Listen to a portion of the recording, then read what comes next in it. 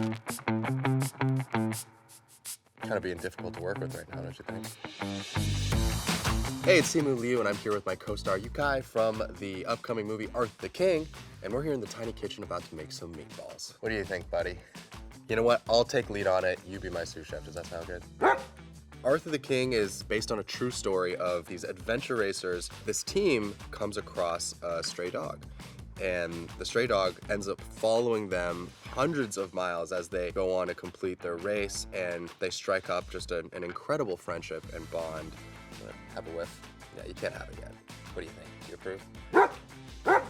Arthur the King is a whole movie about coming upon a stray dog, and Chopa was one of the dogs on set, and she was wonderful. She had such a wonderful, calm disposition to her, and I learned that all the dogs are available for adoption, so I immediately asked about her, and her handler was like, great, I'll drop her off tomorrow. And so the very next day, he shows up with a kennel and a leash and some food, and we're off to the races. Do you remember Chopa? Oh yeah. Well, I think she would have a very different impression of how that story went. All right, I've kneaded the meatballs together into semi-circular shapes.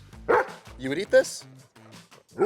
Okay, that makes me feel better. Thank you very much. The most enjoyable aspect of collaborating together, I feel like just that you're a dog, and you're fun, and you show up to work every day with a big smile on your face, and the same cannot be said for every actor in the business, I'll tell you that.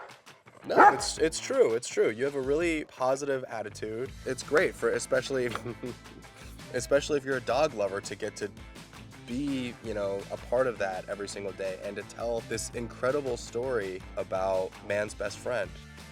Oh, I love you too, buddy. All right, Yukai and I are finished with the meatballs. What a big help you were. All right, as my sous chef, I give you the honors. No?